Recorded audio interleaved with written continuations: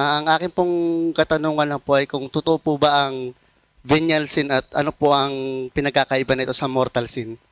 Yun lang po. Totoo na mayroong kasalanang mortal o ikamamatay. Kumbaga, mabigat na kasalanan, ang ibig sabihin ng mortal sin, walang patawad. Meron namang kasalanang napapatawad. Yun ang tinatawag naman ng Katolikong venial sin. Basahin natin ang 5:16 ng unang Juan. Kung makita ng sino man na ang kanyang kapatid ay nagkakasala ng kasalanang hindi ikamamatay, ay idalangin siya at bibigyan siya ng Diyos ng buhay na ukol sa mga nagkakasala ng hindi ikamamatay. May kasalanang ikamamatay, hindi tungkol dito ang sinasabi ko na idalangin niya. Pagka ang isang kasalanan ay hindi ikamamatay, idadalangin sa Diyos para hingi ng tawad, para bigyan siya ng buhay.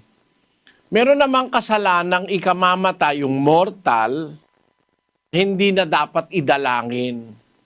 Totoo yan, merong mortal, merong venial sin. Ang tawag ng Katoliko, mortal at saka venial.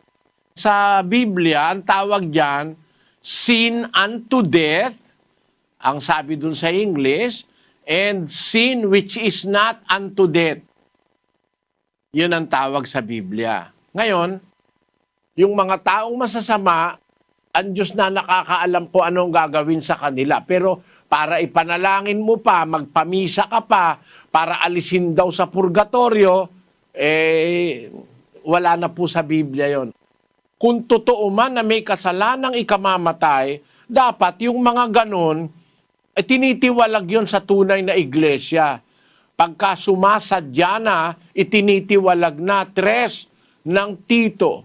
Pakibasa kapatid na Daniel ang versikulo 10. Ang taong may maling pananampalataya, pagkatapos ng una at ikalawang pagsaway ay itakwil mo. Tapos ng una, 2 saway, 3 na, takwil mo na. Bakit? Ayaw magbago, ayaw sumunod eh. Pinapatiwalag na yon, 5:13 ng unang Korinto. Datapwat sa nga sa labas ay Diyos ang humahatol. Alisin nga ninyo sa inyo ang masamang tao. Sa labas ng iglesia, Diyos ang humahatol. Alisin nga ninyo sa inyo ang masasamang tao. Pagka masamang tao na, ayaw nang magbago. Talagang talamak ng ayaw sumunod sa Diyos. Alisin nyo na sa inyo, tiwalag mo na. Naintindihan mo, kapatid na Joselito? Opo, Brother. Maraming salamat po. Salamat din. Kasiyahan ka nawa ng Panginoon.